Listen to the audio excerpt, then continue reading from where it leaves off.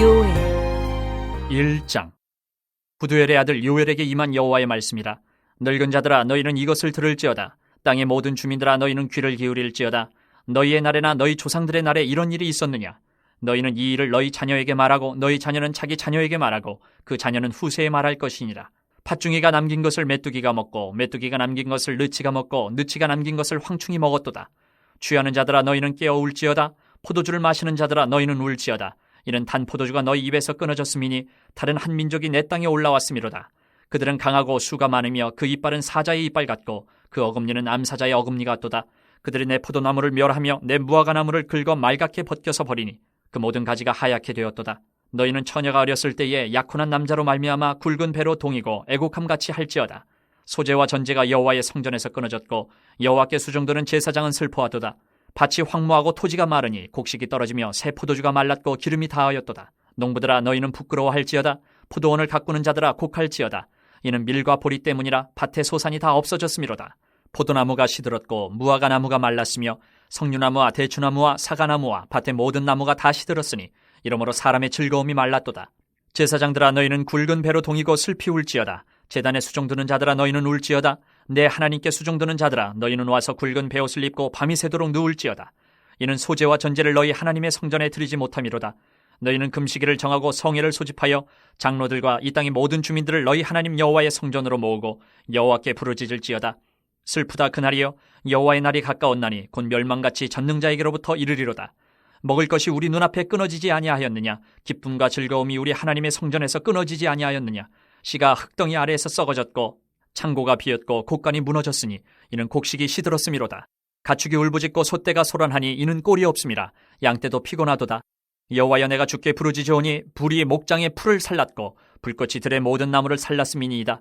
들짐승도 주를 향하여 헐떡거리오니 시내가 다 말랐고 들의 풀이 불에 탔음이니이다. 2장. 시온에서 나팔을 불며 나의 거룩한 산에서 경고의 소리를 질러 이 땅 주민들로 다 떨게 할지니 이는 여호와의 날이 이르게 됨이니라. 이제 임박하였으니 곧 어둡고 캄캄한 날이요 짙은 구름이 덮인 날이라. 새벽빛이 산꼭대기에 덮인 것과 같으니 이는 많고 강한 백성이 이르렀음이라. 이와 같은 것이 옛날에도 없었고 이후에도 대대에 없으리로다. 불이 그들의 앞을 사르며 불꽃이 그들의 뒤를 태우니 그들의 예전의 땅은 에덴 동산 같았으나 그들의 나중의 땅은 황폐한 들 같으니 그것을 피한 자가 없도다. 그의 모양은 말 같고 그 달리는 것은 기병 같으며 그들이 산꼭대기에서 뛰는 소리는 병거 소리와도 같고 불꽃이 건부를 사르는 소리와도 같으며 강한 군사가 줄을 버리고 싸우는 것 같으니 그 앞에서 백성들이 질리고 무리의 낯빛이 하얘졌도다. 그들이 용사같이 달리며 무사같이 성을 기어오르며 각기 자기의 길로 나아가되 그 줄을 이탈하지 아니하며 피차에 부딪히지 아니하고 각기 자기의 길로 나아가며 무기를 돌파하고 나아가나 상하지 아니하며 성중에 뛰어 들어가며 성 위에 달리며 집에 기어오르며 도둑같이 창으로 들어가니 그 앞에서 땅이 진동하며 하늘이 떨며 해와 달이 캄캄하며 별들이 빛을 거두도다. 여호와께서 그의 군대 앞에서 소리를 지르시고 그의 진영은 심히 크고 그의 명령을 행하는 자는 강하니 여호와의 날이 크고 심히 두렵도다. 당할 자가 누구이랴. 여호와의 말씀에 너희는 이제라도 금식하고 울며 애통하고 마음을 다하여 내게로 돌아오라 하셨나니 너희는 옷을 찢지 말고 마음을 찢고 너희 하나님 여호와께로 돌아올지어다. 그는 은혜로우시며 자비로우시며 노하기를 더디하시며 이내가 크시사 뜻을 돌이켜 재앙을 내리지 아니하시나니 주께서 혹시 마음과 뜻을 돌이키시고 그 뒤에 복을 내리사 너희 하나님 여호와께 소재와 전제를 드리게 하지 아니하실는지 누가 알겠느냐. 너희는 시온에서 나팔을 불어 거룩한 금식일을 정하고 성회를 소집하라. 백성을 모아 그 모임을 거룩하게 하고 장로들을 모으며 어린이와 젖 먹는 자를 모으며 신랑을 그 방에서 나오게 하며 신부도 그 신방에서 나오게 하고 여호와를 섬기는 제사장들은 낭실과 제단 사이에서 울미어 이르기를 여호와여 주의 백성을 불쌍히 여기소서. 주의 기업을 욕되게 하여 나라들로 그들을 관할하지 못하게 하옵소서. 어찌하여 이방인으로 그들의 하나님이 어디 있느냐 말하게 하겠나이까 할지어다. 그때에 여호와께서 자기의 땅을 극진히 사랑하시어 그의 백성을 불쌍히 여기실 것이라. 여호와께서 그들에게 응답하여 이르시기를 내가 너희에게 곡식과 새 포도주와 기름을 주리니 너희가 이로 말미암아 흡족하리라. 내가 다시는 너희가 나라들 가운데에서 욕을 당하지 않게 할 것이며 내가 북쪽 군대를 너희에게서 멀리 떠나게 하여 메마르고 적막한 땅으로 쫓아내리니 그 앞에 부대는 동해로 그 뒤에 부대는 서해로 들어갈 것이라. 상한 냄새가 일어나고 악취가 오르리니 이는 큰일을 행하였음이니라 하시리라. 땅이여 두려워하지 말고 기뻐하며 즐거워할지어다. 여호와께서 큰일을 행하셨음이로다. 들짐승들아 두려워하지 말지어다. 들의 풀이 싹이 나며 나무가 열매를 맺으며 무화과나무와 포도나무가 다 힘을 내는도다.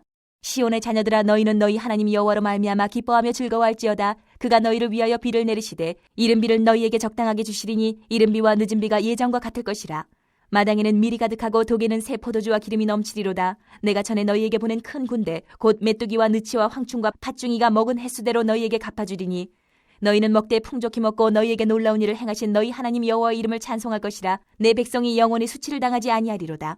그런즉 내가 이스라엘 가운데 있어 너희 하나님 여호와가 되고 다른 이가 없는 줄을 너희가 알 것이라. 내 백성이 영원히 수치를 당하지 아니하리로다. 그 후에 내가 내 영을 만민에게 부어주리니 너희 자녀들이 장래일을 말할 것이며 너희 늙은이는 꿈을 꾸며 너희 젊은이는 이상을 볼 것이며 그때 내가 또 내 영을 남종과 여종에게 부어줄 것이며 내가 이적을 하늘과 땅에 베풀리니 곧 피와 불과 연기 기둥이라. 여호와의 크고 두려운 날이 이르기 전에 해가 어두워지고 달이 핏빛같이 변하려니와 누구든지 여호와의 이름을 부르는 자는 구원을 얻으리니 이는 나 여호와의 말대로 시온산과 예루살렘에서 피할 자가 있을 것이며 남은 자 중에 나 여호와의 부름을 받을 자가 있을 것임이니라. 3장. 보라, 그날 곧 내가 유다와 예루살렘 가운데서 사로잡힌 자를 돌아오게 할 그때에 내가 만국을 모아 데리고 여호사밧 골짜기에 내려가서 내 백성 곧 내 기업인 이스라엘을 위하여 거기에서 그들을 신문하리니 이는 그들이 이스라엘을 나라들 가운데 흩어버리고 나의 땅을 나누었음이며 또 제비 뽑아 내 백성을 끌어가서 소년을 기생과 바꾸며 소녀를 술과 바꾸어 마셨음이니라. 두로와 시돈과 블레셋 사방아, 너희가 나와 무슨 상관이 있느냐? 너희가 내게 보복하겠느냐? 만일 내게 보복하면 너희가 보복하는 것을 내가 신속히 너희 머리에 돌리리니 곧 너희가 내 은과 금을 빼앗고 나의 진귀한 보물을 너희 신전으로 가져갔으며 또 유다 자손과 예루살렘 자손들을 헬라 족속에게 팔아서 그들의 영토에서 멀리 떠나게 하였음이니라. 보라, 내가 그들을 너희가 팔아 이르게 한 곳에서 일으켜 나오게 하고 너희가 행한 것을 너희 머리에 돌려서 너희 자녀를 유다 자손의 손에 팔리니 그들은 다시 먼 나라 스바 사람에게 팔리라. 여호와께서 말씀하셨느니라. 너희는 모든 민족에게 이렇게 널리 선포할지어다. 너희는 전쟁을 준비하고 용사를 격려하고 병사로 다 가까이 나와서 올라오게 할지어다. 너희는 보습을 쳐서 칼을 만들지어다. 낫을 쳐서 창을 만들지어다. 약한 자도 이르기를 나는 강하다 할지어다. 사면의 민족들아, 너희는 속히 와서 모일지어다. 여호와여, 주의 용사들로 그리로 내려오게 하옵소서. 민족들은 일어나서 여호사밧 골짜기로 올라올지어다. 내가 거기에 앉아서 사면의 민족들을 다 심판하리로다. 너희는 낫을 쓰라. 곡식이 익었도다. 와서 밟을지어다. 포도주 틀이 가득히 차고 포도주 독이 넘치니 그들의 악이 크미로다. 사람이 많으며 심판의 골짜기에 사람이 많으며 심판의 골짜기에 여호와의 날이 가까우미로다. 해와 달이 캄캄하며 별들이 그 빛을 거두도다. 여호와께서 시온에서 부르짖고 예루살렘에서 목소리를 내시리니 하늘과 땅이 진동하리로다. 그러나 여호와께서 그의 백성의 피난처 이스라엘 자손의 산성이 되시리로다. 그런즉 너희가 나는 내 성산 시온에 사는 너희 하나님 여호와인 줄 알 것이라. 예루살렘이 거룩하리니 다시는 이방 사람이 그 가운데로 통행하지 못하리로다. 그날에 산들이 단 포도주를 떨어뜨릴 것이며 작은 산들이 젖을 흘릴 것이며 유다 모든 시내가 물을 흘릴 것이며 여호와의 성전에서 샘이 흘러나와서 시딤 골짜기에 대리라. 그러나 애굽은 황무지가 되겠고 에돔은 황무한 들이 되리니 이는 그들이 유다 자손에게 포악을 행하여 무죄한 피를 그 땅에서 흘렸음이니라. 유다는 영원히 있겠고 예루살렘은 대대로 있으리라. 내가 전에는 그들의 피 흘림 당한 것을 갚아주지 아니하였거니와 이제는 갚아주리니 이는 여호와께서 시온에 거하심이니라.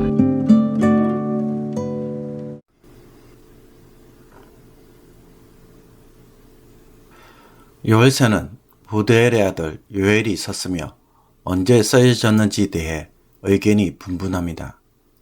요엘서가 쓰여진 때에 대해 9세기 유다왕 요아스 때로부터 시작해서 바벨론 포로 귀환 이후까지 다양하게 추측하고 있기에 정확한 시대를 확정하기 어렵습니다. 크게는 바벨론 포로 전에 쓴 것이냐 아니면 그 후에 쓰여진 것이냐라는 논쟁으로 구분되며 대체로 포로기 이후에 보는 견해가 더 많습니다. 포로 이전에 쓰여진 경우도 요아스 왕 때 쓰여진 입장이 있는가 하면 지금 우리가 읽고 있는 연대기 순서처럼 7세기 유다가 멸망하기 직전 스바냐, 하박국, 나훔과 같은 시대에 쓰여졌다고 보기도 합니다. 어쨌든 여기에 대해 그 어느 것 하나 분명하게 밝혀진 것은 없고 요엘서도 시대적 배경을 염두에 두지 않았다는 것은 역사적 배경보다는 본문의 내용에 더 집중할 것을 요구합니다. 요엘서의 중심 주제는 유다를 휩쓴 메뚜기 때 재앙이라고 할 수 있습니다. 그러나 이것을 통해 장차 올 심판의 전조로서 인간 군대에 의한 정복 사건이며 이와 같은 것이 옛날에도 없었고 이후에도 대대에 없으리로다 라는 것을 볼 때에 전무후무한 이 재앙은 종말론적으로 여호와의 날로 볼 수 있기에 요엘서의 중심 주제는 여호와의 날이라고 말할 수 있습니다. 이 여호와의 날은 악인에게는 심판의 날이요 의인에게는 구원의 날로 묘사되고 있습니다. 1장에서 언급된 재앙은 메뚜기 떼 재앙으로서 팥중이, 메뚜기, 너치, 황충을 통해 최근에 겪은 유례없는 극심한 재앙이었습니다. 이와 같은 재앙이 모든 사람에게 임하며 심지어 하나님께 드릴 소제와 전제까지 끊어져 제사장들까지 통곡해야 할 재앙임을 보여줍니다.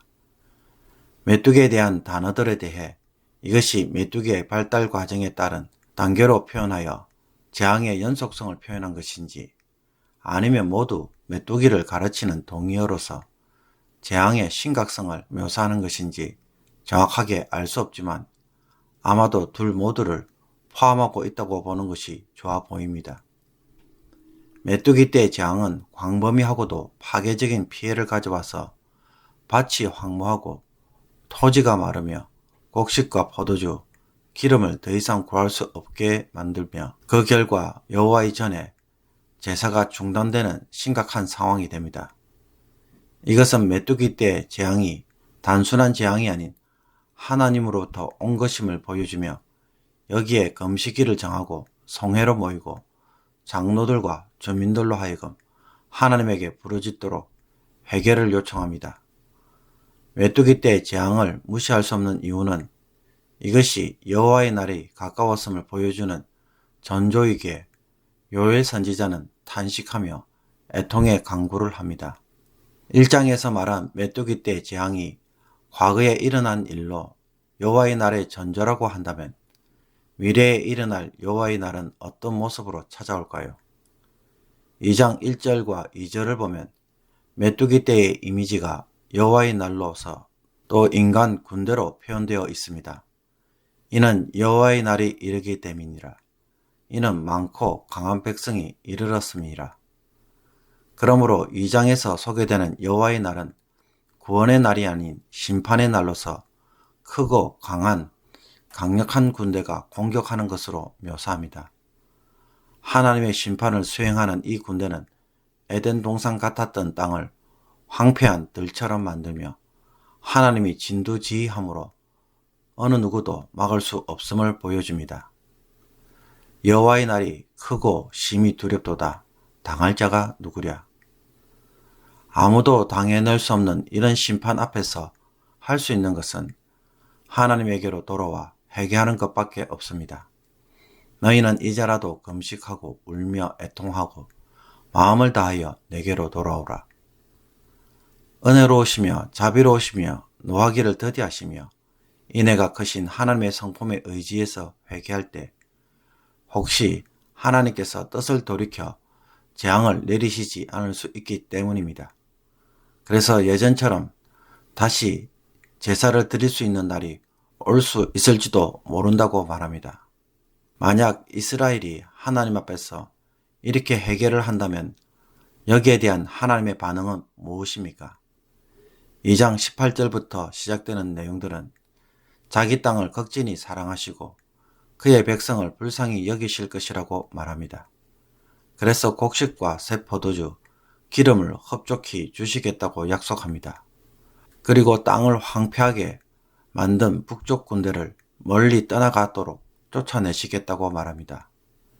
이 북쪽 군대가 저작 시기에 따라 아수르 군대일 수도 있고 바벨론 군대일 수도 있습니다. 그러나 구약의 예언들이 그러하듯 한편으로 이것은 요엘 당시에 해당하는 사건이기도 하지만 동시에 미래에 있을 종말론적 사건이기도 합니다.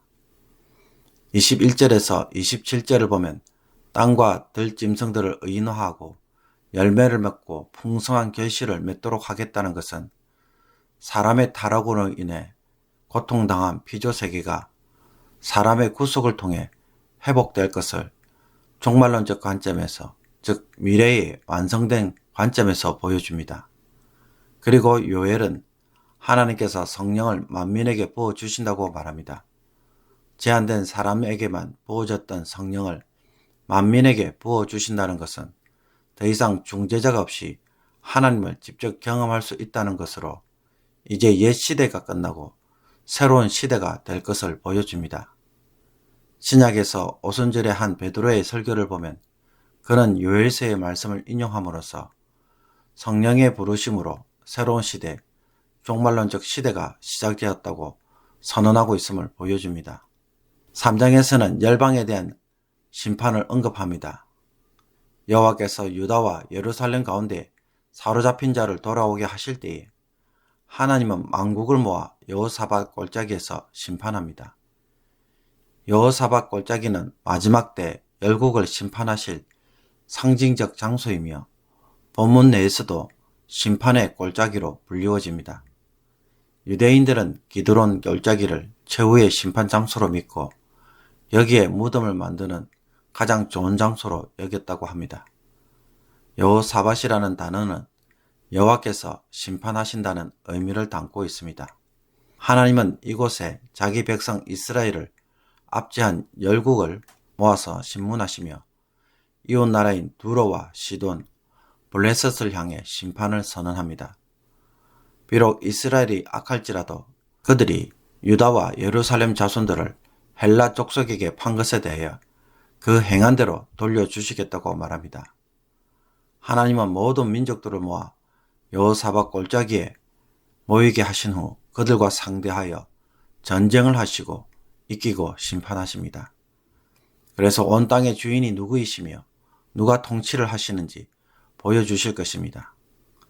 이와 반대로 자기 백성에 대해서는 피난처와 산성이 되시며 이방인들이 출입하지 않는 거룩한 예루살렘 성을 회복하게 하실 것이라고 말합니다. 그 결과 이제 여호와의 날에 유다 자손에게 악을 행하고 무지한 피를 흘린 애국과 에돔, 즉 열방은 황폐한 땅이 되지만 하나님은 땅은 회복될 것입니다.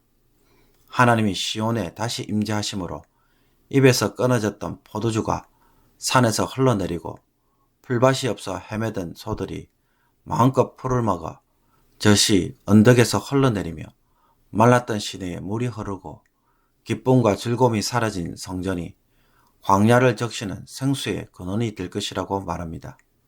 성전에서 샘이 흘러나온다는 것은 장차 여호와께서 생명과 풍요의 근원은 회복의 근원이 되실 것을 보여줍니다.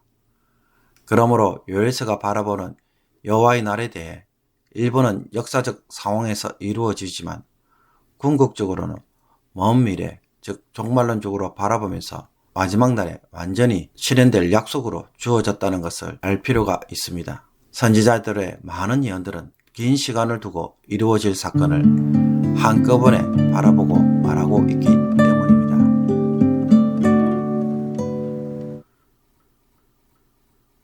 오늘의 묵상 본문은 요엘서 1장 1절에서 20절까지의 말씀입니다. 요엘서 1장은 이전에 없었던 메뚜기 때 재앙으로 인해 늙은 자, 술 취한 자들, 농부들에게 애곡하라고 말합니다. 이 재앙의 특징은 너희의 날에나 조상들의 날에 이런 일이 있었느냐라는 질문 앞에 이전에는 그런 일이 없었던 것을 늙은 자들이 감히 말할 수 있는 사건이었습니다. 그리고 취한 자들에게는 메뚜기 때에 의해 포도나무가 황폐해지므로 더 이상 입에 단 포도주를 마실 수 없는 일로, 농부들에게는 메뚜기 때로 인해 농사를 다 망치므로 밀과 보리와 같은 밭의 소산을 더 이상 거둘 수가 없고, 심지어 포도나무, 무화과나무, 석류나무, 대추나무, 사과나무와 밭의 모든 나무가 다 시들었기에 울며 탄식할 수밖에 없는 사건으로 찾아옵니다. 실로 엄청난 피해를 광범위하게 파괴적으로 겪었기에 이 재앙은 결국 어떤 결과까지 이르게 됩니까? 제사장들이 슬퍼하는 지경이 되었습니다.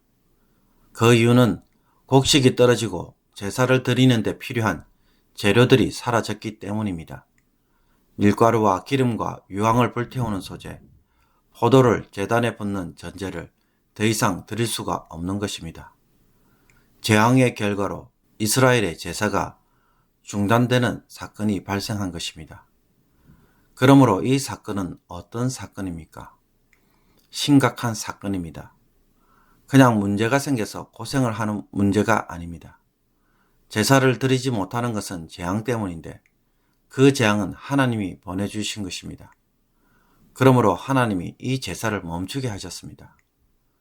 왜 그랬을까요?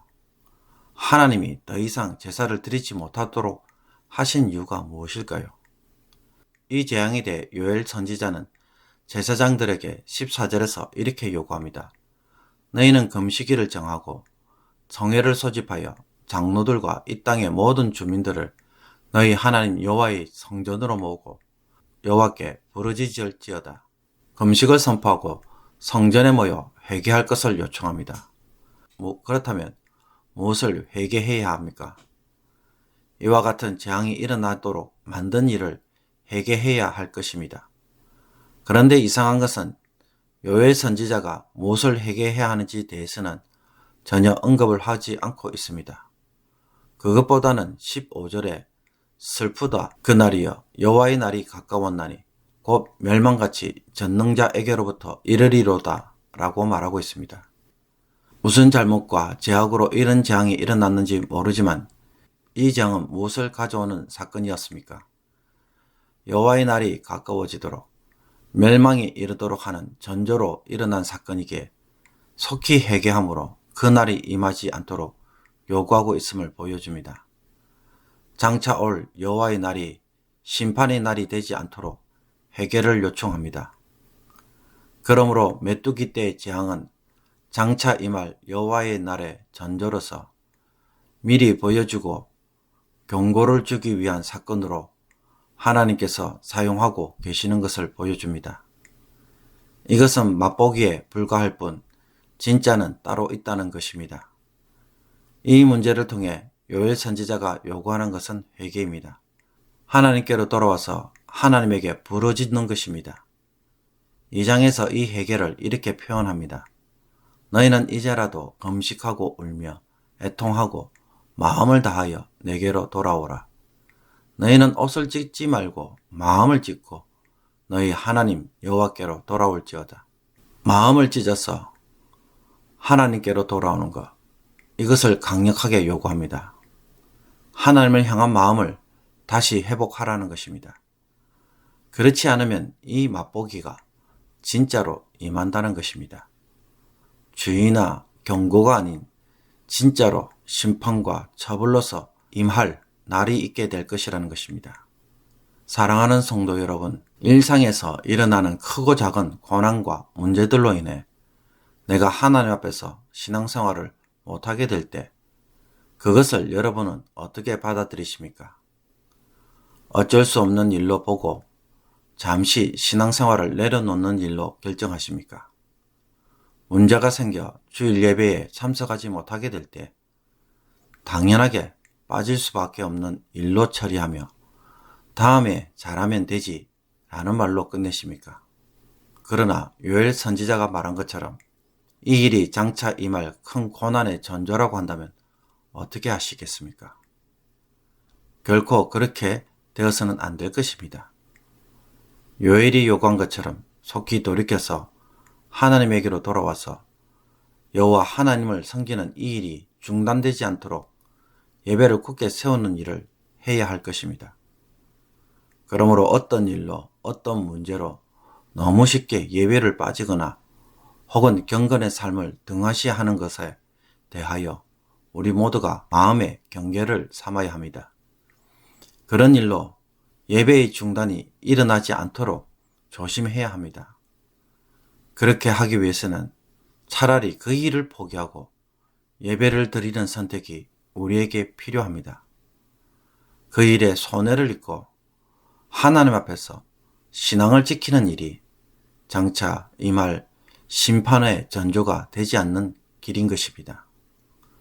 문제가 있을 때마다 너무 쉽게 타협되고 포기하고 때론 일이 생길 때마다 교회에 오지 못하는 것이 당연한 일이 되는 것에 대하여 다시 한번 우리의 신앙을 되돌아보고 그와 같은 상황이 장차 인생의 종말이 일어나지 않도록 심판으로 임하지 않도록 다시 한번 결코 흔들리지 않는 신앙 중심, 절대 신앙의 자세를 결단하고 나아가는 복된 하루가 되기를 원합니다.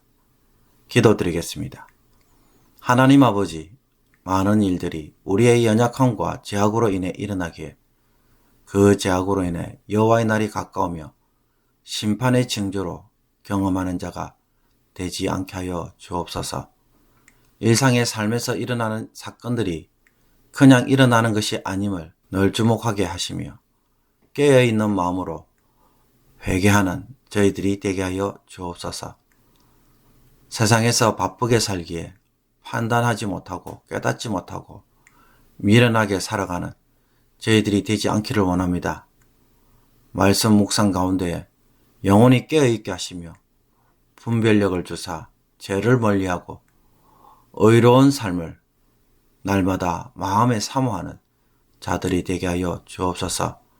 욥처럼 늘 마음으로도 죄를 짓지 않도록 마음의 경계를 세우는 자들이 되게 하여 주옵소서. 사건과 문제들로 인해 너무나 쉽게 예배를 타협하거나 포기하는 일들이 일어나지 않도록 절대 신앙의 마음을 가지고 오늘도 결정하고 행동하는 자들이 되게 하여 주셔서 하나님이 마지막 날에 찾으시고 품으시는 이 세상에 남겨놓은 남은 자가 되게 하여 주옵소서. 이 모든 것 우리 주 예수 그리스도의 이름으로 기도하옵나이다. 아멘.